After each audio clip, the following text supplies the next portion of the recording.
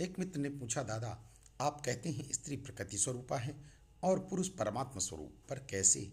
मैंने कहा, मित्र तुम केवल इन्हें शारीरिक स्तर पर देखते हो।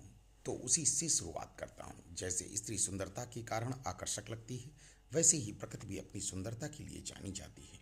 पर तुम उसकी सुंदरता की ओर ध्यान ही नहीं देते, तो परमात्मा को कैसे जानोगे? क्योंकि जैसे तुम स्त्री को चारों ओर ढूंढते फिरते हो, वैसे ही परमात्मा भी अपनी प्रकृति में समाया हुआ है। अब रही बात पुरुष के शरीर की, तो वह शारीरिक रूप से शक्तिशाली नजर आता है।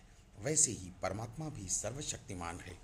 पर जरा इनके शरीरों से अलग करके इनकी आत्मिक प्रकृति पर ध्यान दो, तो समझ पाओगे कि जैसे स्त्री की सहनशीलता, प्रेम तथा परिवार की सुरक्षा, देखभाल और परिवार की जिम्मेदारियां इतनी होने पर भी वह हर सदस्य को समय समय पर उनकी आवश्यकता के अनुसार बच्चों से लेकर बूढ़ों तक की ज़रूरतें पूरी करती है।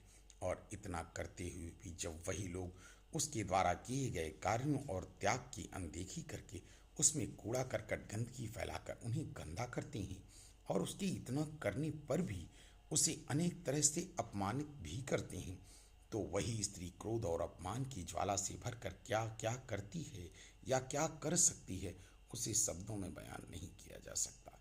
और गौर करो तो यही प्रकृति का भी स्वरूप है कि पहले वह आपको आपकी आवश्यकता अनुसार सब कुछ देती है, पर जब आप उसकी इन सौगातों के बदले उसके साथ दुर्व्यवहार करते हैं, उसे नष्ट करते हैं, तो वह स्वयं को बैलेंस करने के लिए विनाश भी करती है।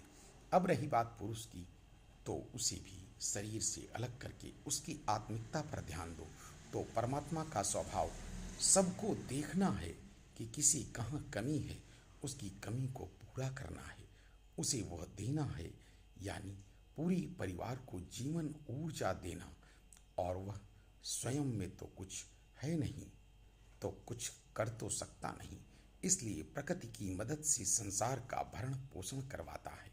और यही कार्य घर का मुखिया पुरुष भी करता है। अब रही बात इसके मानव रूप में जन्म की, तो इसका विश्लेषण मैंने अपनी पुस्तक अकर्मण्य गीता में किया है, जिसकी चर्चा मैं फिर कभी करूँगा। राधे राधे। नमो नमो।